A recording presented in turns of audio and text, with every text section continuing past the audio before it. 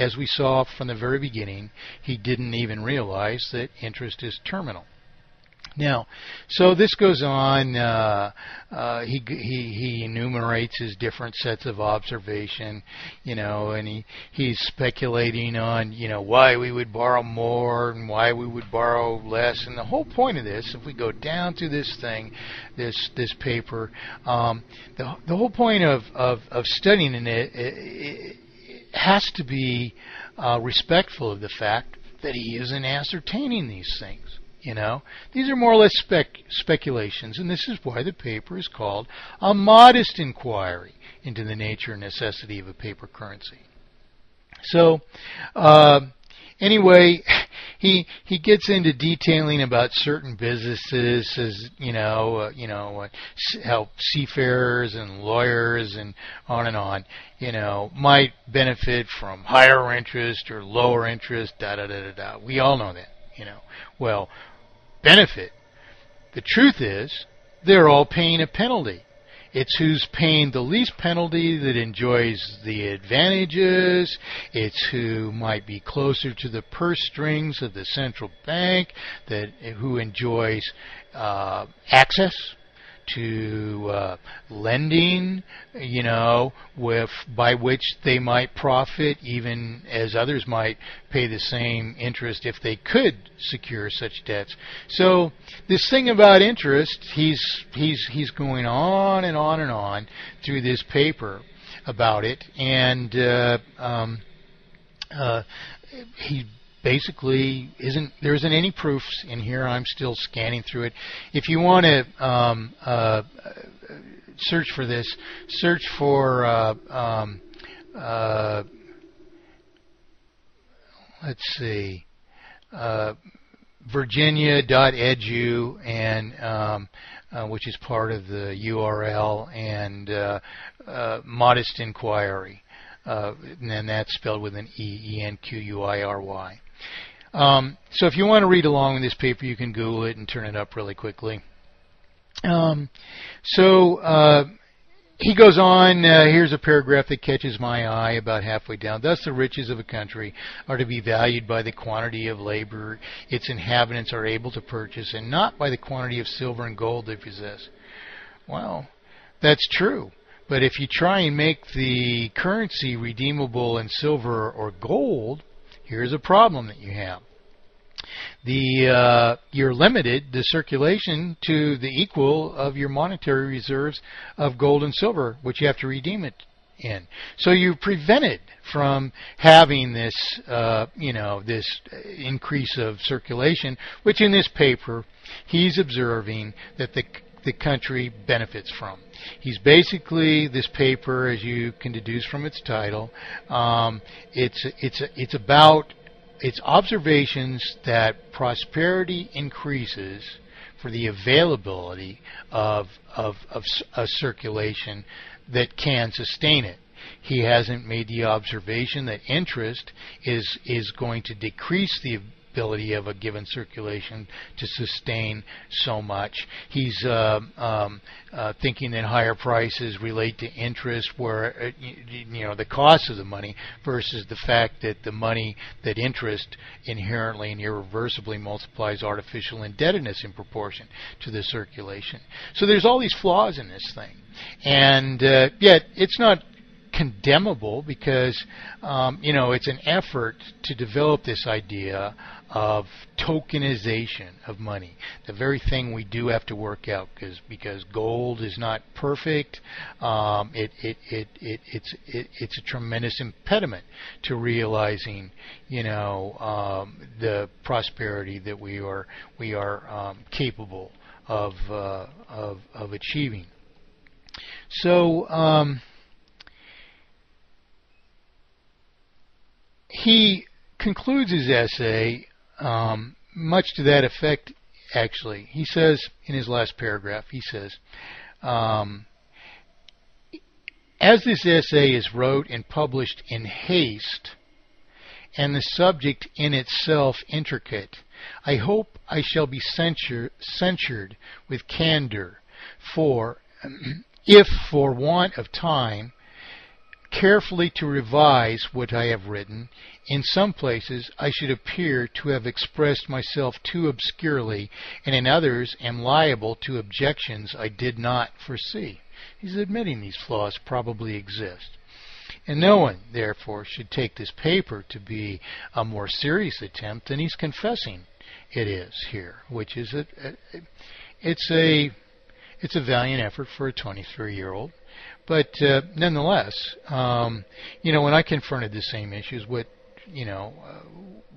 I asked myself is, I said, okay, so what is I first developed this idea of tokenization, which is he's after here, but he's not after it really very hard. Tokenization. What does tokenization mean? It means itself that the volume of the tokens has to be equivalent to the volume of whatever they represent. That would mean that, being as that they represent non-permanent things that expire and are consumed, that the tokens have to disappear from circulation as the thing that they tokenize does, if we're going to maintain the integrity of the process of tokenization. Continual one-to-one relationship between the property represented and the volume of the tokens. You see? So these are actually the things that then should light the light up in your head, because you only have to ask a few questions about what you're doing with the money, and if you have a money which, if you realize this idea of inherent failure, what you realize then is that, by golly, money is, if it's anything but a token, it can create offenses against people, and it becomes a subverted or corrupted token then, you see, which is undesirable, and that's the means by which it commits an offense against someone. Someone might benefit, someone else might lose, but that's an injustice if the desire was to tokenize. And it is, because if the value of money goes down, the holders of money are unjustly penalized, and likewise, if the value of property goes down, the holders of property are unjustly penalized. And in a central banking system, as we understand, all the while, the central bank is making out like a bandit over all of it, because all that happens is it continues to multiply artificial indebtedness into complete dispossession and terminal failure. So anyway, he goes on with his, apology here, and he says, I sincerely desire to be acquainted with the truth, and on that account shall think myself obliged to anyone who will take the pains to show me or the public where I am mistaken in my conclusions. Well, great. I'd hope to talk to Benjamin Franklin about this someday. So I'm going to depart from this paper now, because I see I've used up 2 hours already, and I have